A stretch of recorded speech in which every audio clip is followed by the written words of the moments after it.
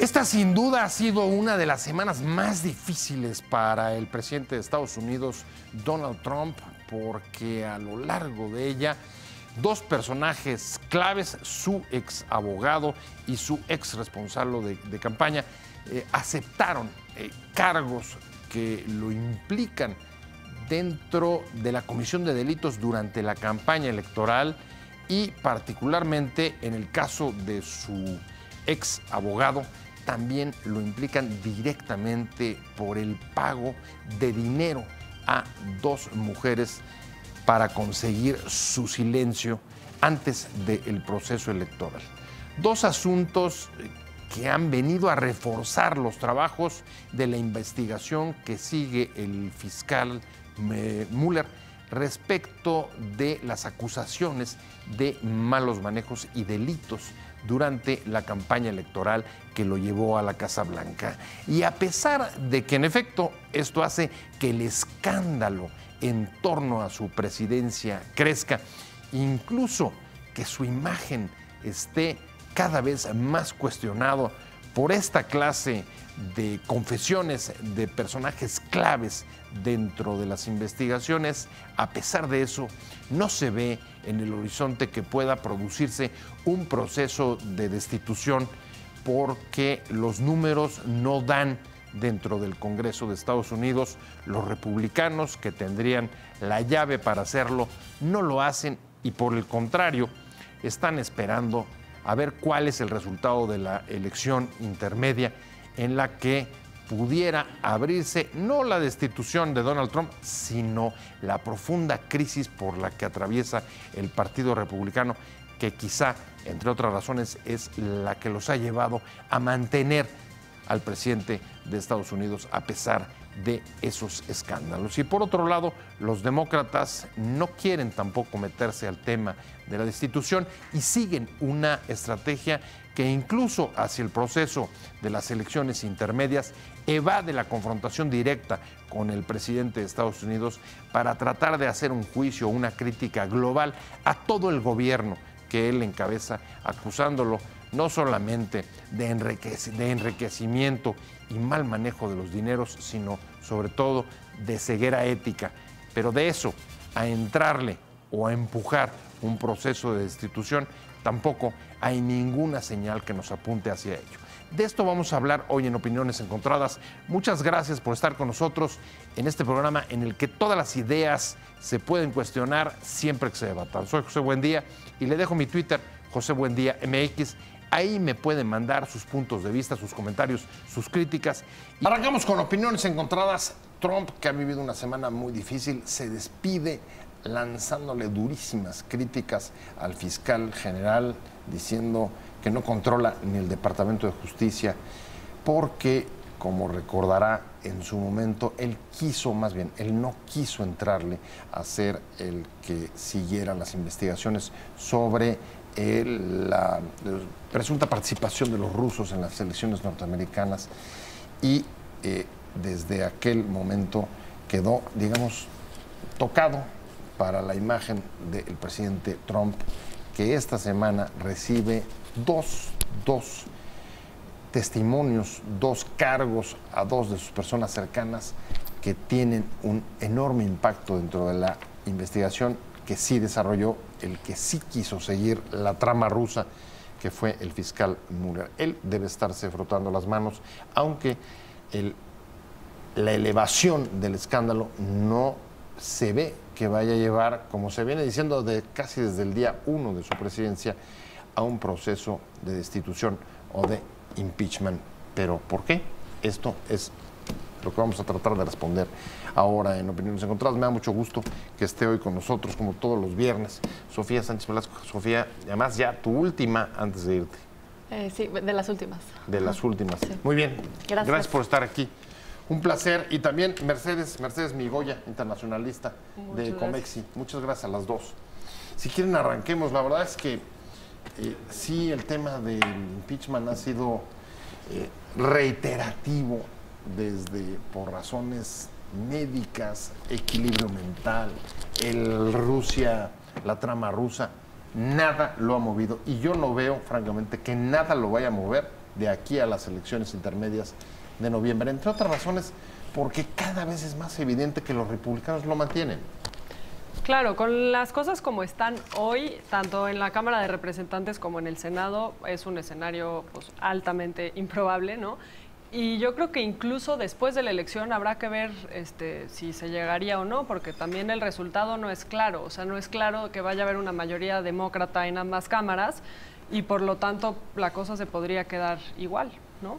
¿Qué dicen las encuestas? ¿Cómo traen por ahí la intención de voto hacia noviembre? Sí, pues la intención de voto en Cámara de Representantes está a favor de los demócratas. Sí alcanzarían a tener la mayoría, pero en el Senado no. ¿Y cuál es el problema? En caso de que se empezara un proceso de destitución, se empieza en la Cámara de Representantes, pero quien tiene la última palabra es el Senado. Entonces, al final, no va a importar tanto si el Senado queda en manos de, bueno, digamos, si ambas cámaras no tienen a los demócratas al frente. O sea, se necesita que los dos tengan el control. Una explicación, Sofía, si coincides con Mercedes, es que, a ver, los republicanos no han querido meterse a enfrentar una destitución del propio presidente que llevaron al poder, entre otras razones, porque ellos sufren una crisis profunda, no tienen liderazgos, hay divisiones muy fuertes a su interior y hasta cierto punto, desde que Trump llegó a la Casa Blanca, los reflectores están lejos de ellos, no los están viendo. Sí, claro, o sea, en este caso yo creo que en cuanto a demócratas y republicanos existe la crisis con el establishment, ¿no? O sea, que no estamos de acuerdo con los liderazgos naturales, o por así decirlo, del partido. Y en este caso lo que sería a lo mejor un Bush, o sea, los candidatos tradicionales que hemos visto que, digamos, son las caras de los republicanos, los Clinton de los demócratas. O sea, todo el mundo decía el 2016, pues se inclina para Clinton porque, pues, Trump no pinta ni para un lado ni para el otro y encima creíamos que por sus comentarios racistas y por todo lo que ya no sabemos, pues no iba a llegar una persona como él al poder. Está en el poder ahorita y a mí se me hace como escandaloso que, o sea, todo lo que ha pasado por él, digamos, las declaraciones pues xenofóbicas, o sea, en contra de mexicanos, chinos, o sea, todo, no ha sido suficiente y que en este caso, pues por haberle pagado a una... O sea, a una exactriz y a una, ¿qué fue? O sea, la otra, sí, en este caso, pues... Exmodelo de Playboy. Sí, exmodelo de Playboy. O sea, haberle pagado a dos personas por su silencio. Sí, por su silencio. Pues en ese caso sí hubiera sido muy contradictorio en el 2016 porque él se fue encima de Clinton por el caso de Mónica Lewinsky. Entonces, como que es esta obsesión por ese tipo de temas que creo que sí es muy peligroso y que los republicanos no saben ni a quién están defendiendo en este caso, sí, pero que están defendiéndolo. Eso es lo que se me hace impresionante. Así es, no se ve que lo vayan a soltar. Y en efecto, creo que están escondiendo una crisis. Creo que en el fondo hay una crisis del Partido Republicano. ¿A quién podrían?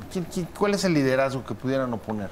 Sí, no, yo la verdad no veo hoy por hoy un liderazgo claro, ¿no? O sea, en el momento de la elección en 2016 se hablaba mucho, por ejemplo, de Paul Ryan, que si él era el candidato fuerte, el líder de la Cámara de Representantes, y no, o sea, Paul Ryan acaba de decir que ya se va, que quiere estar con sus hijos y que adiós y gracias a esto de la política. Entonces yo en lo personal hoy no encuentro a alguien que digas, esta es la figura que va a salvar al partido y concuerdo con Sofía que los dos partidos tienen una crisis fuerte, ¿no?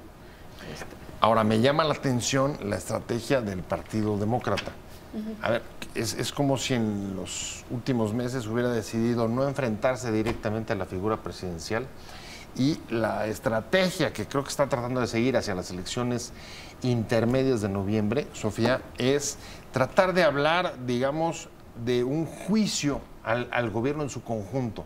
Están tratando, digamos, de dibujar la imagen de un gobierno que se dedica a enriquecerse y a enriquecer a los que ya son ricos, pero además de una gran ceguera ética. Y tratan de meter ahí a todos sin personalizar o sin solamente dirigir las baterías a el presidente Trump. ¿Por qué? No sé si coincides con esa percepción y si es así, ¿por qué? Sí coincido y se me hace muy, o sea, como una falta de, no están tomando la oportunidad que hay porque es muy grande. O sea, Trump representa todo lo que no queremos, por así decirlo, siendo demócratas. Y, o sea, como demócratas podrían agarrarse una figura, no sé, voy a poner ahorita el nombre de Michelle Obama y decir, ella va para la siguiente elección y empezar a formar un discurso alrededor de ella, pero no tienen a alguien así sólido Y a mí, por ejemplo, me da mucho miedo y he visto encuestas que Elizabeth Warren, por ejemplo, está arriba. Y ella es muy radical. O sea, Estados Unidos, como lo vimos en 2016, no está listo para una mujer. No está listo, o sea, tiene demasiados como hoyos y, no sé, o sea, cosas que no están listas para votar por una persona y mucho menos una afroamericana mujer. Entonces, a lo mejor formar el liderazgo atrás de Joe Biden. No hay, o sea, están como por todos lados otra vez y siento que pues, fue su gran error de la elección pasada. Entonces, sí, o sea, ni demócratas ni republicanos tienen un liderazgo tradicional, tienen mucha gente inconforme de ambos lados y no, la verdad no sé para dónde se va a inclinar la balanza y teniendo a pues a un enemigo en común como Trump, se me hace extraño que no se estén uniendo en contra de la figura como tal. O sea, entonces, no sé para dónde va. Es que no sé, a ver, tratemos de sacar un poco los costos, Mercedes. A ver, está claro que el incremento o la agudización de las pruebas, de las investigaciones que está llevando a cabo Mueller, se hacen más fuertes con los cargos que acepta el exabogado Cohen y Manafort. Sin embargo, eso, como ya vimos, no va a llevar a una destitución. Pero esos no son los únicos costos. Yo preguntaría, ¿qué costos crees que pueda implicar esta agudización del escándalo, esta pues casi pruebas palmarias de que hubo un mal manejo de parte del presidente durante su campaña, porque evidentemente hay una acusación de delito electoral, porque aunque haya sido, como él dijo, un pago en efectivo para el silencio de estas dos mujeres, el objetivo era evitar el deterioro de su imagen. Y en ese sentido está siendo catalogado como un delito o considerado como un delito electoral. En cualquier caso, ¿cómo crees que esto se vaya y si tendrá o no un impacto hacia las elecciones de noviembre? Pues no sé, porque hay una base muy fuerte, muy sólida de seguidores de Trump que siguen apoyándolo. O sea, no importa cómo le tiren, que si por racista, que si por misógino, no importa. Ahí siguen y le están creyendo, ¿no? De hecho, lo vimos la semana pasada cuando todos los periódicos se reunieron para hacer sus editoriales en contra de, bueno, más bien en contra de Trump y a favor de la libertad de expresión. Y había varias, de hecho, The Boston Globe, que fue el que organizó eso, sacó varias encuestas, ¿no? Que decían cómo está la percepción de Trump y de los medios, y al revés, en vez de decir la gente está dándose cuenta de que lo que dice este cuate son mentiras o es las famosas fake news, dice no, Trump tiene la razón, está diciendo las cosas bien y creemos en él y no creemos en el resto, ¿no? Y no, ya no solo es no creemos en CNN y en el New York Times y en estos medios que inicialmente empezó a criticar Trump, sino es ya no creemos en nadie que ataque a nuestro presidente y a nuestro líder. Y yo creo que esa retórica es peligrosísima, ¿no? Que la siga exponenciando y que la gente le siga creyendo, a mí me parece, pues no sé, una locura, porque como que cada vez siento que con Trump siempre ha sido esta historia, ¿no? Quita a Comey del FBI y dicen, ya, este es el golpe, ahora sí, ¿no? Y no, aquí seguimos, ¿no? Llega Cohen, habla y no sé, yo la verdad no lo creo, lo veo como, sí es como un paso más para Mueller, como una especie de victoria, pero no creo que sea la victoria definitiva.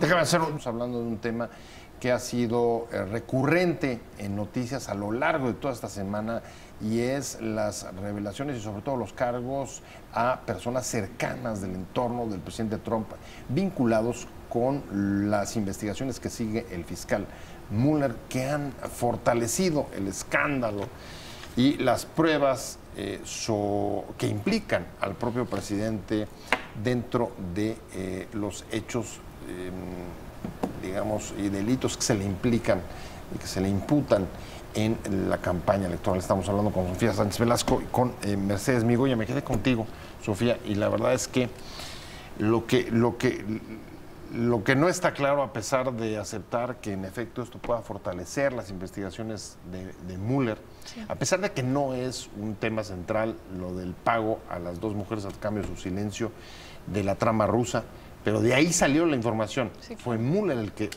también consiguió ese dato que no se había conocido, pero en cualquier caso, está claro que fortalece las pruebas que está acumulando la investigación de Mueller sobre el comportamiento del presidente durante la campaña, pero no está claro qué mella le puede estar haciendo hacia el proceso electoral de las elecciones intermedias de noviembre. Yo creo que esto no fue así como plan con maña que salió ahorita, sino que, o sea, de hecho Trump ha llamado a Mueller como incluso más respetable que a Cohen. O sea, a Cohen se le fue encima en el sentido de que le dijo que era un cobarde y que pues que era una cacería de brujas en su contra, ¿no?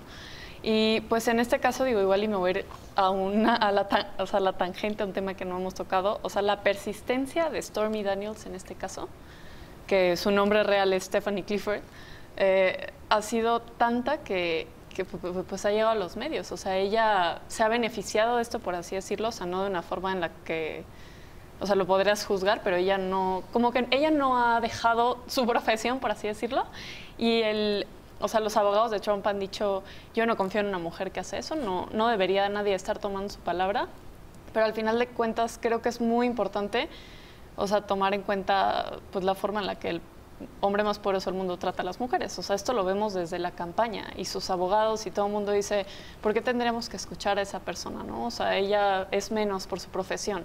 O sea, yo respeto a una mujer política, abogada, pero no a ella. Entonces, como que entra toda esta discusión y Daniels en este caso creo que ha sido, o sea, he leído columnas que dicen igual y podría salvar la democracia estadounidense, o sea, de lo necia, porque esa es la palabra que ha sido en el caso. Sí, ha sido persistente. Ahora, déjame tomar tu comentario y voy contigo, Mercedes. A ver, hasta cierto punto, esa clase de criterios que se tratan de esgrimir en contra de ella, ¿será que reflejan en alguna medida los valores de los votantes norteamericanos, que no le creen, que les parece que no es digno de tomarse en cuenta el testimonio, las denuncias, las pruebas que está aportando una mujer por su profesión? Y lo pienso relacionando con el caso de Clinton. ¿Se acuerdan cuando el caso Levinsky resulta que lo que castigaron más los norteamericanos fue no tanto incluso la infidelidad, sino el haber mentido?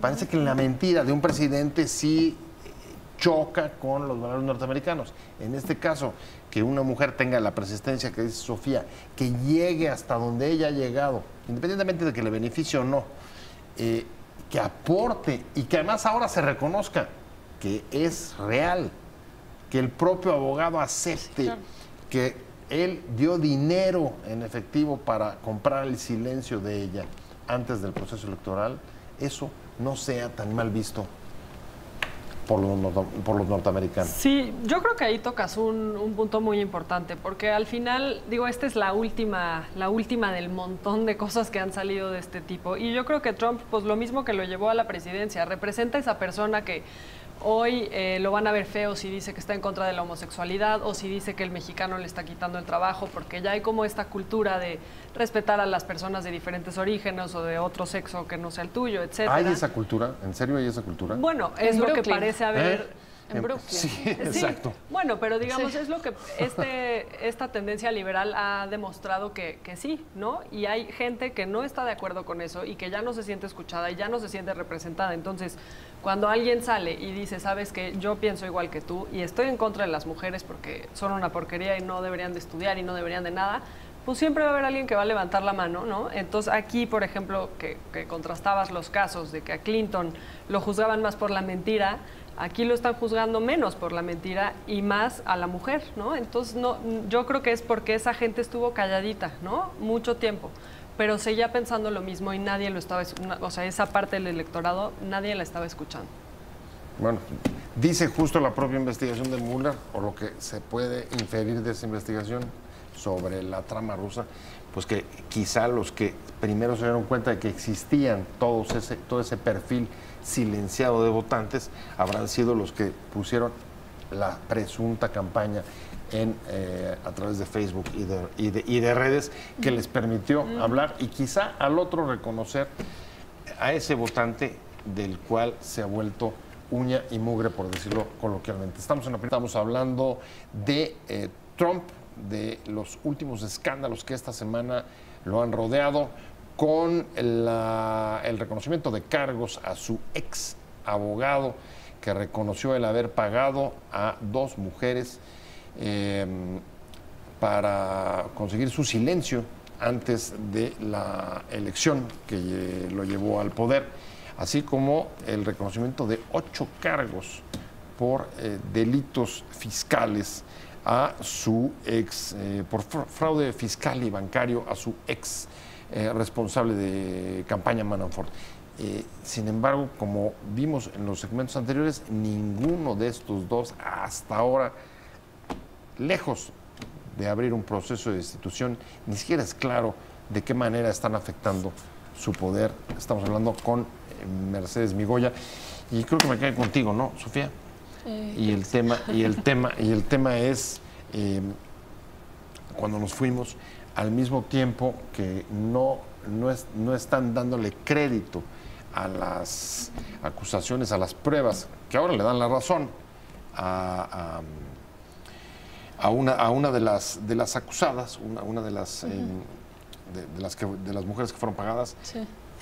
Al mismo tiempo tienes 350 medios en Estados Unidos que la semana pasada se unen para defender la libertad de expresión, después de que el presidente los trata como la oposición, así es como los califica, y tampoco ahí se ve que ese esfuerzo haya tenido un impacto sobre la imagen presidencial. Sí, es que, digo, igual y me voy a ir a un tema también un poco lejano, pero creo que desde la elección de 2016 y por las redes sociales y por lo mismo de la desigualdad y la polarización del país como tal, o sea, existen estas burbujas de información, ¿no? O sea, estas famosas como...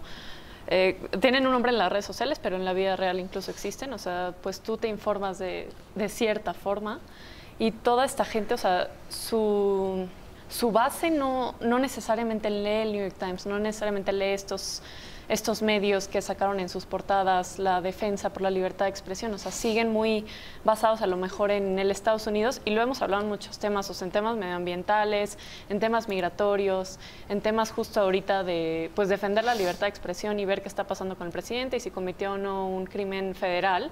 O sea, toda esta gente está enfocada en las fake news, o sea, si el presidente les dicta que es fake news, pues no necesariamente hay para otra, y el New York Times es un medio liberal que endosó a Hillary Clinton en 2016 y que recibe dinero de los... O sea, como que tienen todo este discurso muy fijo. Incluso gente, o sea, yo he conocido pues, estadounidenses que dices, estudiaron la licenciatura, tienen maestrías, tienen doctorados, y como que dicen, no, esos medios yo ahorita no los estoy leyendo porque la verdad están...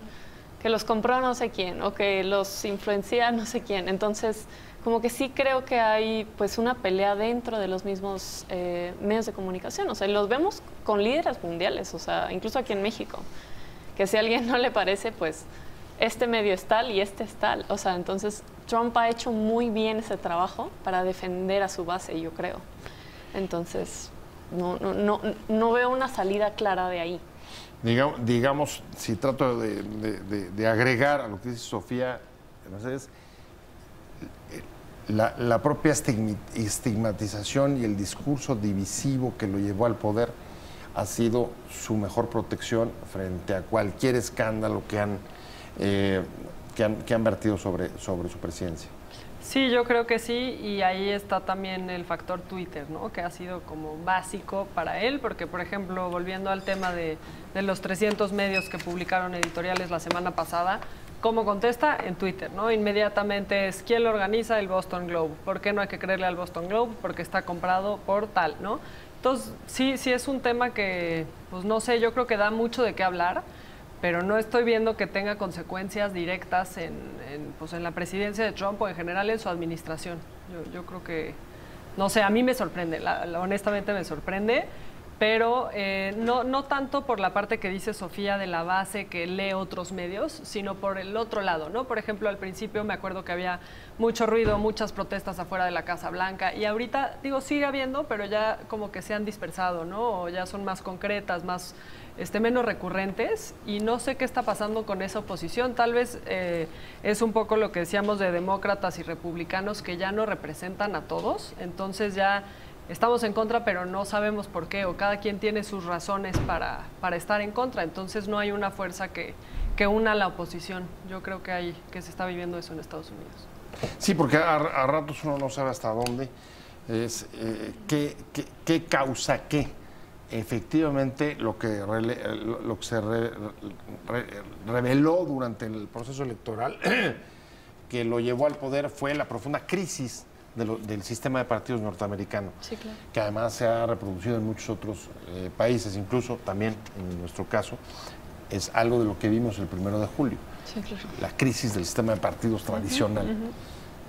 Hasta dónde la crisis del sistema de partidos tradicional no se ha resuelto y por tanto son estas figuras, esta concentración de poder en individuos, en personas, lo que está, digamos, arrastrando o manteniendo la credibilidad, porque alrededor de eso no se ha reconstruido ningún tipo, digamos, de poder simbólico con credibilidad que sea alternativo.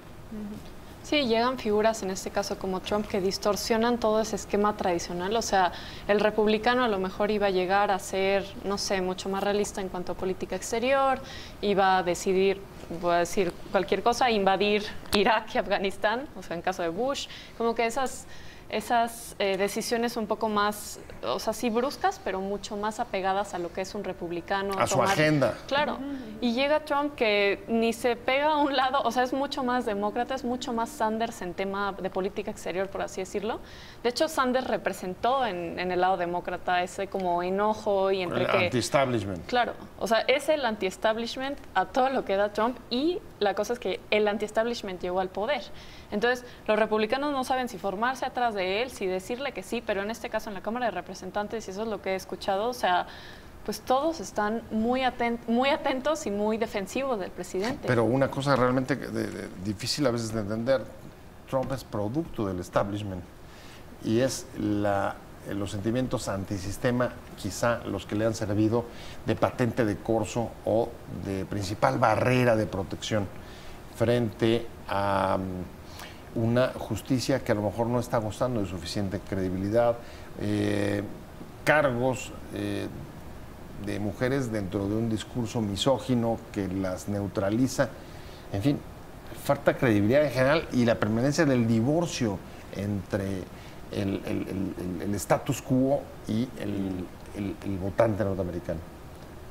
Sí, pues yo creo que sí, que ahí tocan un punto muy importante, y creo que lo que dice Sofía, se están formando atrás porque es tan impredecible que hay cosas que las hace como quieren los republicanos y hay cosas que no, pero por ese porcentaje mínimo de cosas que está haciendo como ellos querían, están atrás, ¿no? Y van a seguir atrás, porque también creo que aquí hay un punto que no hemos tocado que me parece muy importante, es que tanto republicanos como demócratas, ninguno quiere llegar al impeachment, porque un impeachment significaría que llevaron ellos a la presidencia a un cuate como Trump, ¿no? Del país líder del mundo. O sea, es un golpe muy duro para todo lo que han construido a lo largo de muchos años los dos partidos, no solo los republicanos, sino solo el establishment. O sea, ¿el impeachment ahondaría la crisis la crisis de partidos? Pues yo sí creo y finalmente, encima... además de la suerte de Trump. Yo sí creo y también me da miedo Mike Pence en este caso, o sea, porque ahí sí te vas a una figura mucho más tradicional, con, o sea, un odio profundo a minorías sexuales, a minorías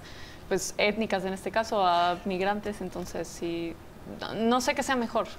Y además en un contexto que uno no puede dejar de ver de alzas históricas y rallies económicos en Wall Street y la economía norteamericana creciendo como no lo hacía desde hace tiempo, aunque el ciclo puede cambiar.